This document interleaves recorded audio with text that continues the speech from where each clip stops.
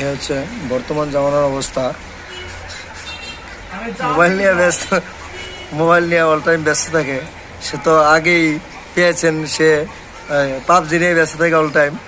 So আবারও mobile নিয়ে all time ব্যস্ত থাকে, মোবাইল ছাড়া কিছুই বুঝে না। কি জামানা আসলো, সবাই মোবাইল নিয়ে ব্যস্ত থাকে। এখন কথা শুনে সে ঘুমিয়ে যাচ্ছে। জামানের দিকে চাইলেই সে মোবাইলটা অফ করে ঘুমিয়ে যায়, যেটা বুঝে না, সে কিছুই বুঝে না। ছোট আবু ফিটার দা গুস্ত খায়, সে এখন আনন্দ আছে, হেলিয়া দুলিয়া গান গায় আর টিকটকার দেখে। তো এই লোকটাকে আপনারা দর্শক চিনছেন তো নাকি? সে আগেও একবার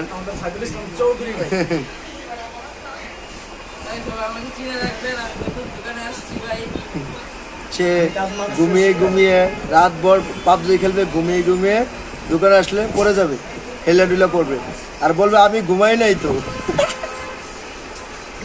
সো এই দুইটা লোক খুবই ইন্টারেস্টিং, খুবই ইন্টারেস্টিং, যা একজনের ভুলটা একজন স্বীকার করে না।